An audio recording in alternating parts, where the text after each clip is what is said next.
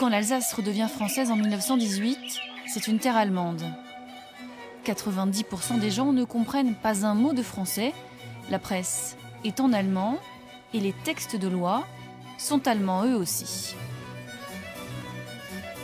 L'essentiel du droit à ce moment-là, c'était du droit allemand. 95%, je pense, de la réglementation était d'origine allemande. Donc l'État a mis en place des commissions avec des spécialistes, des juristes, pour faire le tri entre ce qu'il fallait maintenir en vigueur, ce qu'il fallait supprimer, avec naturellement le principe de remise en vigueur du droit français. C'est la conséquence du retour des 3 départements à la France. Un gros travail technique donc pour les juristes. Il s'agit d'appliquer le droit français en Alsace, mais très vite se pose la question des particularismes nés de la période allemande. Dans les années 1880 notamment, la région, comme le reste de l'Empire, se dote d'assurances, travail, vieillesse, maladie et chômage qui n'existent pas en France.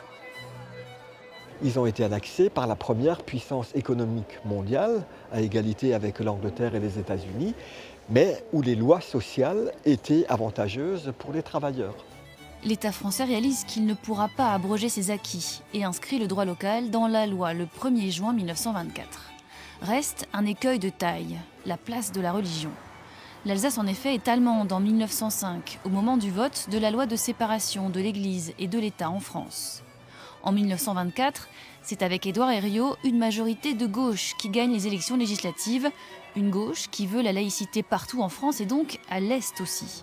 Sauf qu'en 1914, lorsque l'armée tricolore regagne une partie de l'Alsace du côté de Thann et de Masevaux, les politiques français le promettent, en cas de victoire, on ne touchera pas au concordat. Pour les Alsaciens, c'est donc une trahison.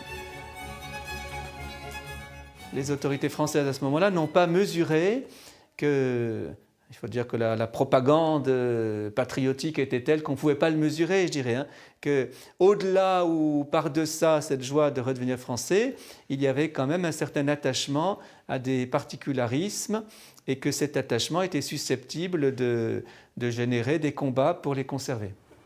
La puissante Église d'Alsace se mobilise donc avec à sa tête Monseigneur Ruch, l'évêque de Strasbourg, pourtant francophile et légaliste, nommé par le gouvernement français. Les lettres affluent à l'archevêché. Monseigneur, c'est daté du 10 février 1925. Indigné et affligé des paroles de Monsieur le Président du Conseil à la Chambre des députés, Monseigneur Ruch reçoit ainsi des soutiens de partout. Une manifestation est organisée dans la région le 20 juillet 1924. Elle rassemble 50 000 personnes. Devant la fronde, le gouvernement doit reculer. Et en 1925, le statut concordataire de l'Alsace-Moselle est inscrit dans la loi. Une loi toujours en vigueur aujourd'hui.